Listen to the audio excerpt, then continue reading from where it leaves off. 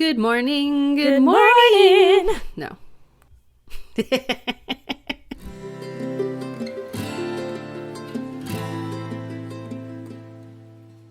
Hey everyone, my name is Ellen.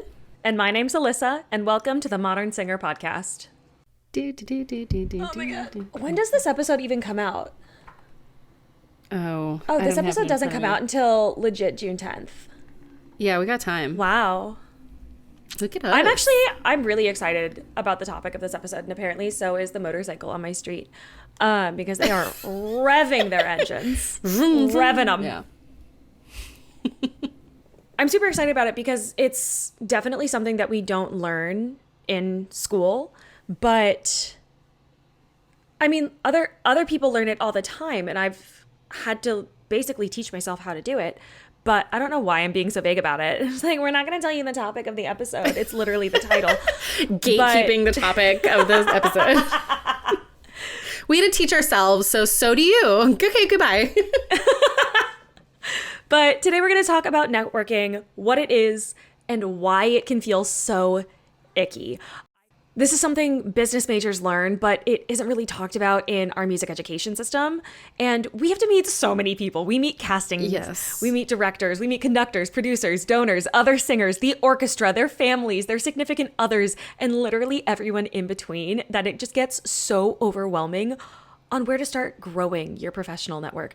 Networking is such an important thing to be able to do as singers. It's something that helps keep our career growing, and it keeps us in the constant word of mouth. Our business, just the number of people in the music world is so small. It's always like, I think in the opera world, I'm only ever, like four degrees of separation away from having a connection with someone. Maybe it's school, maybe it's someone I've worked with, maybe it's meow.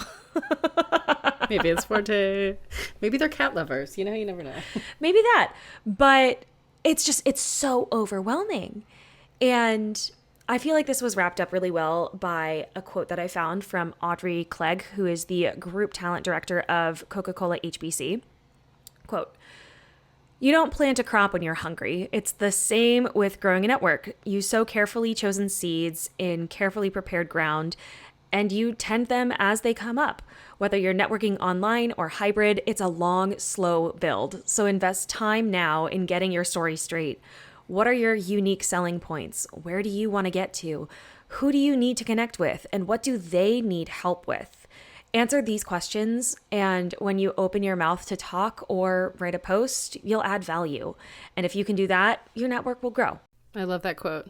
I know, it's so good. Oh, and I love that a woman said it too. It makes me... Yes. Welcome back to Alyssa's Feminism Soapbox. Apparently that's how we're starting episodes now.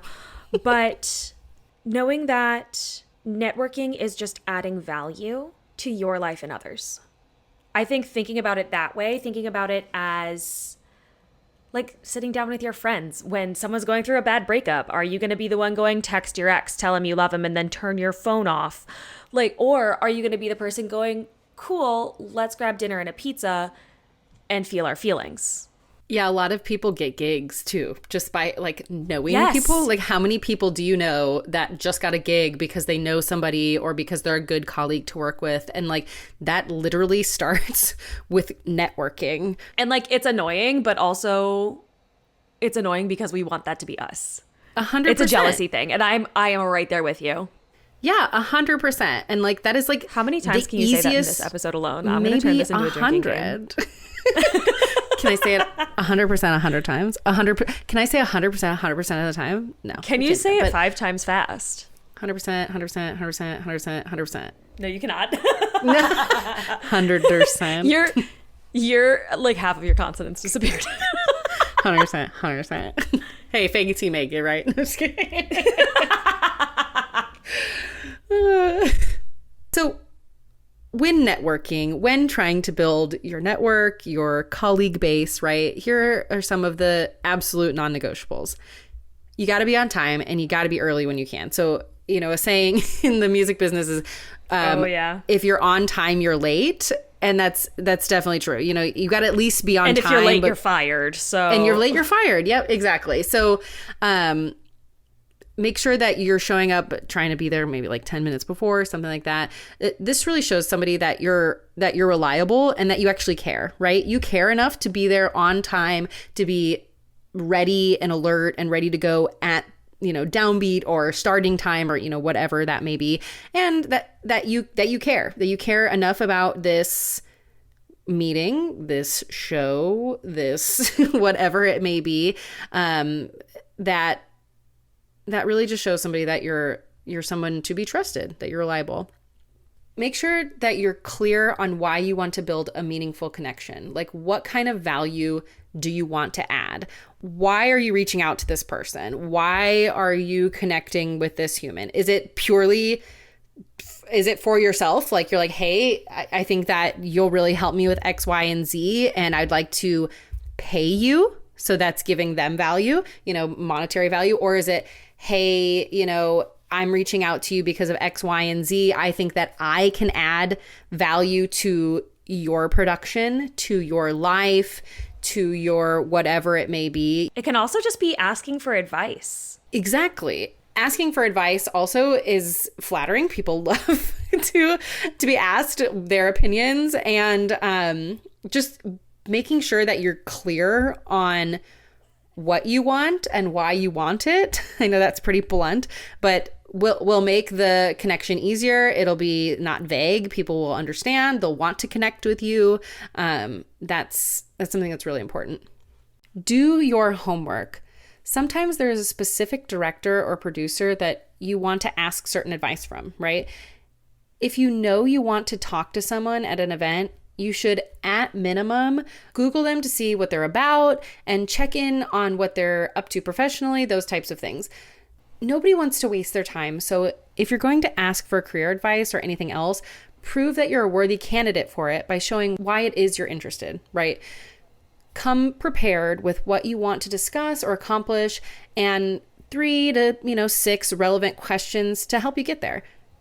Be specific rather than generic. You got to be specific. Definitely be flexible if the conversation shifts. But remember, you're the one asking for the favor, so it's on you to drive the conversation to get the most out of the conversation and to, essentially get what you want. Active listening. This is also a non-negotiable.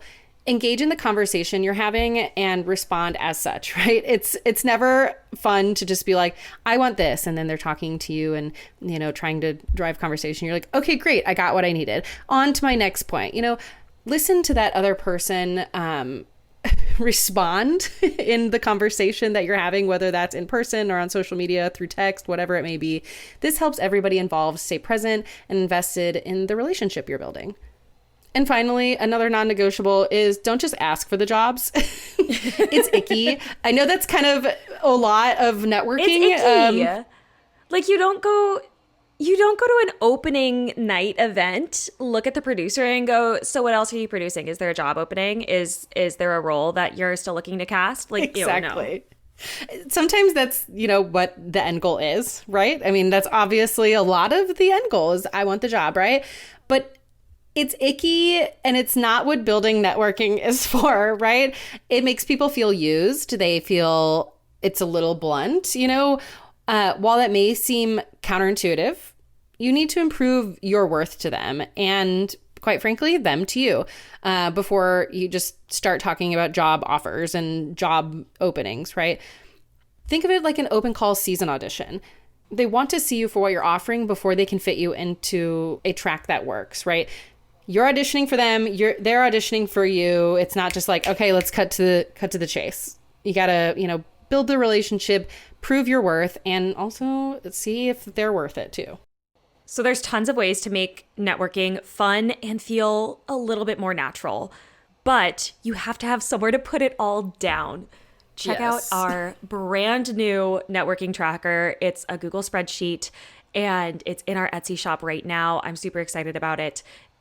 So not only do we have this new tracker, but we are also going to be launching 7 days of a networking challenge over on our Instagram stories. So go check it out. We're going to start it on June 12th. It's going to go for 7 straight days. So Monday to Sunday, we're going to be talking all about these new prompts to help you build your network.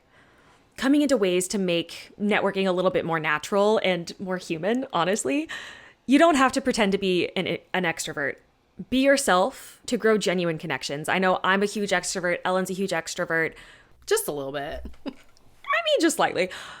But you also don't have to be an extrovert to succeed in anything, honestly. But you also shouldn't have to pretend to be someone that you're not. Be who you are and make genuine connections from there. Next one is names. Oh my God, names are so important. Remembering someone's name and using it in a conversation is such a game changer. Learn it and then make sure that you're saying it correctly. Something that I do at the yoga studio, especially to help me remember names, is, can you pronounce your name for me? Am I saying this right? And usually I'll get the answer of, it's close. And I'm like, no, say it correctly for me so that I can learn. And being able to do that. Saying, but I'm so bad at names. No, you're not. You're not trying is what that is. Like, love you. Here's tough love. Go do some brain games, because being able to use people's names, A, it makes people feel seen. It makes people feel like people. B, it makes you memorable because you remembered their name. So now they're going to be more inclined to remember yours. Yep. And C, it just makes you look good. Honestly, remembering people, it makes you look good. Like, no matter the setting, I can't tell you. I have a very vivid memory. I was at Charlottesville Opera. I was walking, we had an outdoor stage. So I was walking from the outdoor stage inside to the dressing rooms. And there was a security guard who would open the door for us because it was a huge venue. Right. So she would open the door for us. And I would say thank you, and then I would say her name, and I was the only one who learned it in the whole cast, I think. And like, she was so nice to me. We were chatting, we talked about our cats, she showed me cat pic. Like, it was just a genuine human connection. Use people's names, it makes you a better person. Also, like, have you ever been in a conversation with somebody that you just met and they have used your name multiple times? Like, it's striking because people don't tend to do that, and it's memorable. You're like, oh wow. Like, at least for me, when people do that, like, oh wow, that person genuinely cares. They're genuinely into this conversation. And it makes you sound more engaged. It does. And it makes you, like, this is weird, but it makes you kind of sound more adult, right? Like, it just it sounds like more of an adult, interaction. And I am bad with names, but that means that you have to take more time to learn those things. Just, some things come naturally, some things don't. This is just definitely a non-negotiable. It's just another skill to help yourself. Next is to just be a human first. Do not hop right into a work conversation. Ugh, I can't tell you how many times I've been at a donor event and someone comes up to me and goes, well, what are you singing next? I'm like, who are you? Who are you? What do you do? What's happening? And it's annoying and it's weird and it's icky. Ask about hobbies or what they do for fun. Maybe they like to crochet or read. Maybe they're super into fantasy football or professional sports, but make the personal connection to create like a buy-in for everyone to be invested in this relationship. Granted, you're not gonna be interested in a lot of them, which is fine. My favorite thing to say that I learned in sorority recruitment is about something that I A, don't know about, or B, couldn't care less about, is, oh, tell me more. I don't know very much about this subject. Tell me more because you sound interested. That's a good one. Don't tune out, though, when you say that. I do sometimes. But try to stay present. If you pull that one, try to stay present. It's hard, but... And also knowing that you're not going to build like a super deep relationship with every single person that you try to network with. It's just not a thing. But creating this buy-in and finding human connections first is going to be the building blocks for any relationship. And if you're like me and can't remember anything about anything unless you write it down, make notes in your phone. Like, it could be like Alyssa, cats, just make notes, like cats, musical theater, you'll remember from there. And then when you talk to them in 5 months, then you can refer back to it and be like, oh yeah, oh, how are your cats doing? And that's in our tracker too. Yeah, it's going to be in our tracker too. And because perfect. It's virtual, you can type into it from your phone. But it's things like, what are their goals? What are fun things that they do? What is a fun fact? Maybe they went skydiving. That's creepy. Just makes your whole life a whole lot easier if it's written down. Exactly. start sharing opportunities with colleagues. This can be, oh, I know this amazing mezzo. She also loves to knit and she can cry on command. Do you know them? Because when someone is looking for something specific that you might not have the skill set for, and then you introduce them, you never know when connecting people will benefit you. Play it forward. We love good karma, but also it puts you in the spotlight as being a team player, as not just being someone who's like, hey, give me a gig, because you know other people. This is you networking. This is you building your network because you are putting someone in your network work forward, and you're pulling someone into your network by tying them to this new human. Like that is growing your network, is sharing the wealth, basically. If you talk about something and they say, keep in touch about this, or, oh, that's so interesting. Let's say that you ask for a book, or they give you a book recommendation, and if you don't remember the book, shoot them a DM on Instagram, because the most important thing is to not forget to follow up. After you chat, if you mentioned something to connect on, send it over. Maybe it's the next business day or sooner if that was what you talked about, but don't just reach out when you need something. If you have an interest in common, maybe you connect about that. For me, especially, I follow people on Instagram, and my way that I keep in contact with people is they post stories about their daily life. They post memes. They post cat photos or dog photos, and I'll comment on those, and I reply to people's stories. That's how I keep my network alive, and that is how I connect to other people as a human outside of work, because network is just about connections. That's what this is. It's building connections. Yes, sometimes you can get work out of it, but for the most part, it's be a good human and good things will come to you. It's part of the manifesting. It really is. And if you don't get, it really is. If you don't get a response and you're feeling like you kind of got ghosted, don't worry. Again, not all of these conversations, not all of these opportunities are going to turn into these deep connections, but also don't be that person who follows up like every 2 days, because I've been on the receiving end of that and it's really annoying. Let it be and connect with them in person the next time you meet at an event. Just say, oh, hey, it's so nice to see you again. How's X doing? Or how are your cats? How was the move? Like maybe they did a gig recently. It's like, I saw that you were in Florida performing Don Giovanni. How was that? Not everything's going to be a super deep connection. Let it sit. I understand that sometimes if you meet like your idol and you connect with them and they don't respond to you, it's not a personal attack. It's literally just they are busy and you're not their top priority and you don't get to monopolize their time. Like fully out of love.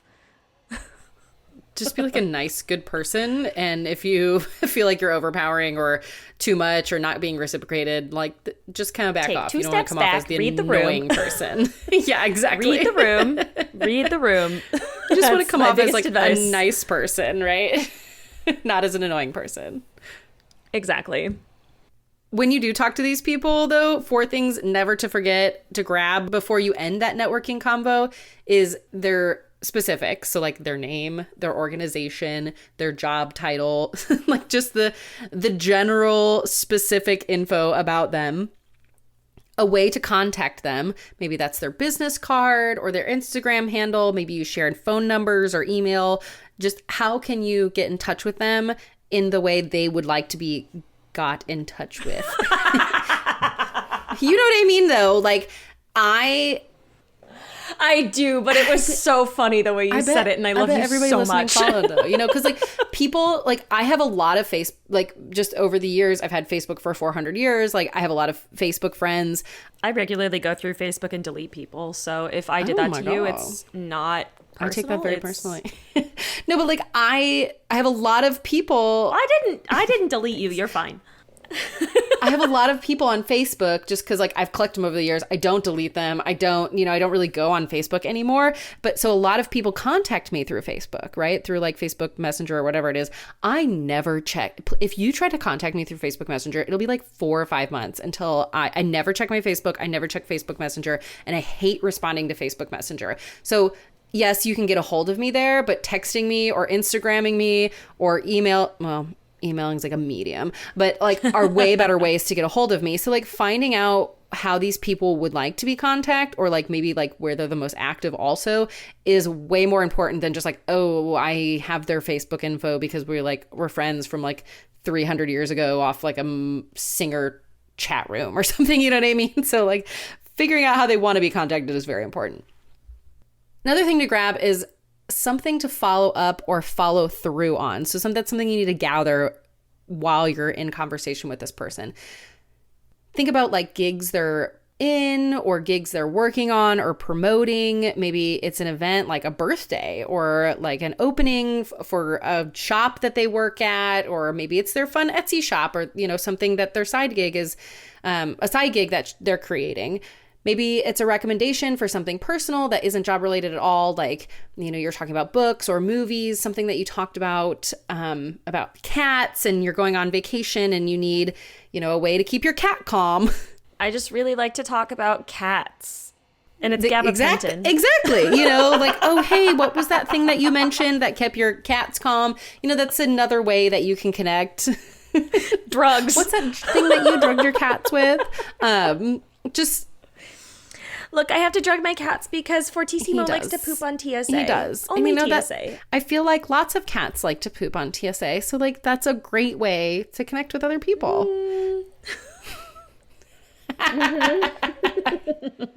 And the last thing is sending them some gratitude for how they helped you, right? Make sure that you have something from that conversation or from that, you know, that encounter that you can follow up and just like, hey, thanks for that advice, or like, hey, thanks, it was really great chatting with you, or like, hey, you know, I was having a really stressful day and our chat really just brought me some joy. Just make sure that you remember to grab something that you can follow up and say thank you on. I think that being able to send the gratitude also shows, again, it shows that you're an adult, but it also shows that you were listening and you were worth their time for them to give you advice. Like if it's career advice, I know for me, it's when I go into voice lessons, I'm like, hey, what rep do you think I should be singing? And me then I sang myself into this, it feels really good. Or, hey, I was singing into this and I actually found this other piece. Can we work on it next time? And it's these actionable steps that continue to help build your network. And while this networking, it doesn't need to be an everyday hustle, but it should be something that you think about whenever you know that you're going to an event. Maybe it's a show opening or a promotion event for a show. Maybe it's a donor event, or maybe it's even just a company garden party, but really make sure that you're regularly updating your networking list. So you should really be connecting with people, probably I would say once a quarter, maybe. And it doesn't have to be every day. It can be like, cool, I'm going to reach out to people 1 through 5 this week and 6 through 11 next week. Oh, I know I'm going to see person 17 at this event on Thursday. Amazing. And just being able to keep your network going, even if it's not music related, maybe it's just you bumped into them at Trader Joe's. Great, cool, neat. You bump into them, talk to them for like 2 minutes, and then go on your merry way. But you should be connecting with your network and finding new ways to grow your network as well. And also, like, if you're an arts admin like me and you're sitting here like, maybe this doesn't, you know, I don't go to this type of thing, or like, why do I need to network about my music or whatever? Like, it's still good to network with other people in your industry. I know that there's a listserv that Opera America runs. I'm in marketing, so there's a marketing one. I know there's development ones, stuff like that, like where you can ask questions through email. So, you know, if you're anxiety ridden like I am, or don't really know these people, you can still reach out through the listserv. There's a lot of things like that. There's also like Facebook groups, like meetups and stuff like that, where you don't really need to be like super friends with these people. Like I said, I don't even know half of these people on this marketing listserv, but I'm still reaching out. I'm still saying thank you. I'm still, you know, kind of getting my questions asked in a professional setting. And then now if somebody emails me back, I have their name, I have their information. I say thank you. I can follow up with them at a different time. Hey, you know, I saw you on this listserv and you answered my question. I really appreciated it. And that's, you know, that's also building your network. There's conferences, there's just maybe you're sitting in a certain section at at a opera event. I know at Arizona Opera, we have like young professional clubs and stuff like that. And there's certain sections that we set them in. You can just say hey to those types of people. That is also networking. It doesn't have to be cold calling. It doesn't have to be reaching out and asking for advice every time you see somebody. It literally can just be as easy as just introducing yourself, and now you have that person added onto your network, and in 3 to 6 months you can follow up and ask them a question, and that's the touch point. And it kind of snowballs from there. So like Alyssa said, it doesn't have to be all the time, and it doesn't have to always be like this crazy, meaningful, life-changing thing. It's just kind of touch points, keeping up with people and adding more people to your docket of people in your industry that you can talk to, that you can refer to, that you can ask questions of, and just, building that network and helping your career with that network. And don't forget, starting on Monday, June 12th, make sure that you check into our Instagram stories for our 7-day networking challenge. I'm super excited about it, and we will see you over there. Thank you for listening. Want to hear more from us? Sign up for our newsletter to gain access to our freebies and other updates. Ellen and I want to make sure that we can keep getting new information out to our singing community, but to do that, we need your help. If you like what you're hearing, there's 2 things that you can do to help us out. First of all, just make sure that you're subscribed. And secondly, if you liked this episode, share it with a friend who you think it might be interesting to. This helps us make sure that you never miss an episode, and it helps us to grow our network as we reach new listeners. Looking for the resources we mentioned today? Check out in our show notes to see everything we mentioned in this episode. And if you want to buy us a coffee to enjoy while we're creating these episodes, you can drop us a tip wherever you follow us. We'll see you next time. Bye. Bye. Bye.